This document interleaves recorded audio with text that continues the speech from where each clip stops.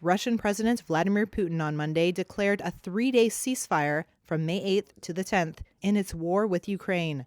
The 72-hour truce would coincide with Putin hosting international leaders for lavish celebrations to commemorate the 80th anniversary of the victory over Nazi Germany in World War II. Putin's move appeared aimed at signaling to the world that Russia is still interested in peace, something that Ukraine and its European allies dispute. On Monday, White House Press Secretary Caroline Leavitt said U.S. President Donald Trump wants more than just a 3-day truce. He wants to see a permanent ceasefire. I understand Vladimir Putin this morning offered a temporary ceasefire. Speaking to reporters in New Jersey on Sunday, Trump said he was disappointed that Russia has continued to attack Ukraine. I want to see what happens with respect to Russia, because Russia had been surprised and disappointed, very disappointed that they did the bombing of those places after discussions.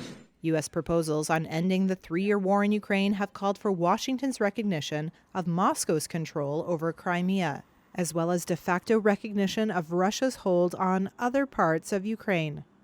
European and Ukrainian counterproposals, however, defer detailed discussion about territory until after a ceasefire is concluded.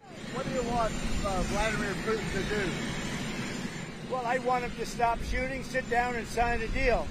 And we have the confines of a deal, I believe, and I want him to sign it and be done with it and just go back to life. Trump and Ukrainian President Volodymyr Zelensky, in Rome for the funeral of Pope Francis, met in a Vatican basilica on Saturday to try to revive faltering efforts to end the war in Ukraine. After which, Trump suggested Zelensky was ready to give up Crimea, which Russia seized from it in 2014, as the price of a peace deal. But U.S. Secretary of State Marco Rubio said on Sunday that the Trump administration might abandon its attempts to broker a deal if Russia and Ukraine do not make headway.